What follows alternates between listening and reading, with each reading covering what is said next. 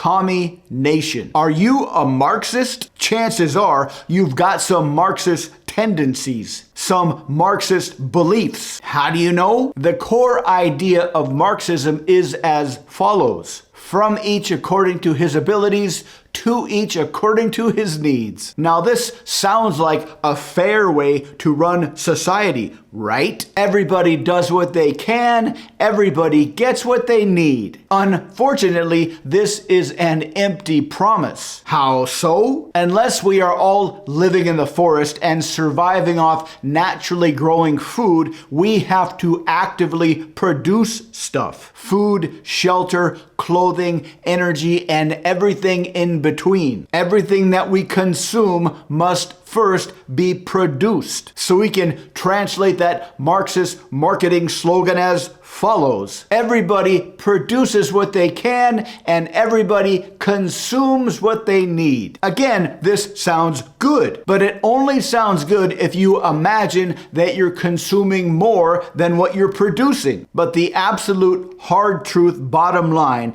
is that everything you consume in society must first be produced, and you can never consume on net more than what is produced. It is impossible for any society on net to consume more than what is produced. And if somebody within society is consuming more than they produce, that means somebody somewhere else is producing more than what they consume. Otherwise, the math simply doesn't work. Everybody loves the idea that we can simply do whatever we feel like, and by some magic, we will get whatever we need. We all have this magic fantasy that there's no connection between what we produce and what we consume. Everybody loves the idea of consuming, but nobody likes the idea of producing. Everybody loves to fantasize about what we are going to get, but few people ever stop and consider what they need to produce first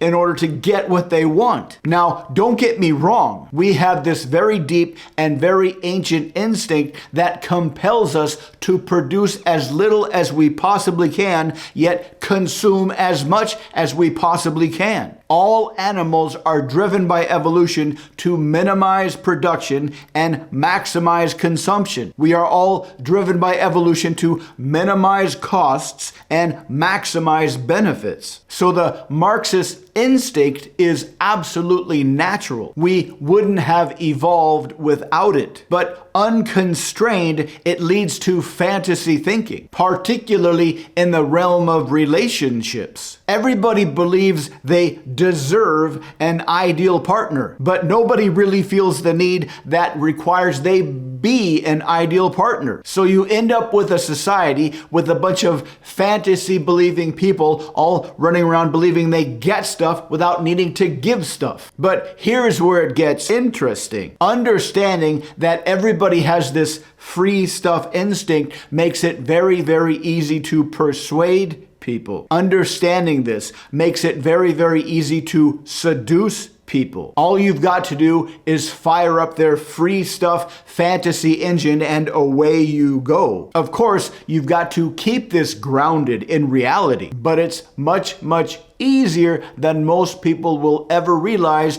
because they are trapped in this gimme, gimme, gimme free stuff mindset. This does require being able to seduce people easily, does require that you turn off temporarily your own free stuff instinct. But if you can manage that, if you can temporarily turn off your own free stuff instinct, it's never been easier to run any kind of game you want on other people.